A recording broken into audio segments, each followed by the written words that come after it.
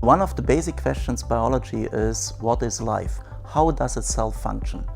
And we want to try to contribute to this question, solving this question, by looking at very simple model organisms. And we have chosen a model organism, a bacterium. This is Bacillus Atlas. This is a soil bacterium, and the soil bacterium has very interesting properties which early on attracted a lot of attention.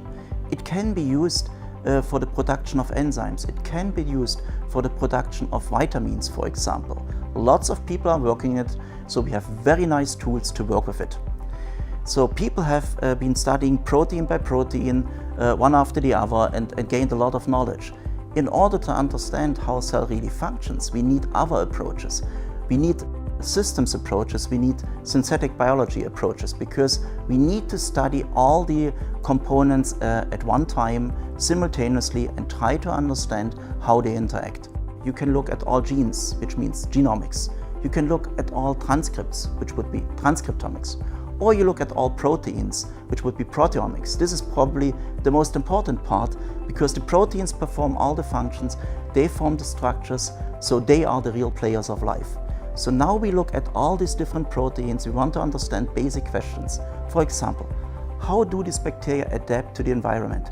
How do they measure temperature? How do they measure if there are nutrients present? One of these mysteries is that of the 4,000 genes that are encoded in the genome, 1,000 genes code for proteins for which we do not know the function. So 25% of all the proteins, we have no idea what they do.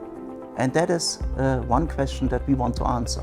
So we are using different approaches: adaptation to the environment, study the specific mutants, and another one that we do together with people that are also part of Rafts for Biotech is to minimize the genome. We make mutants which lack a lot of genes, and we try to understand how these minimal cells function, and we do that in comparison to wild-type strains. We do understand cells quite well. If we completely understand how they function, we can modify these cells, and we can use them to make our life more sustainable and use our resources more sustainable, and produce products that will help to improve the quality of life.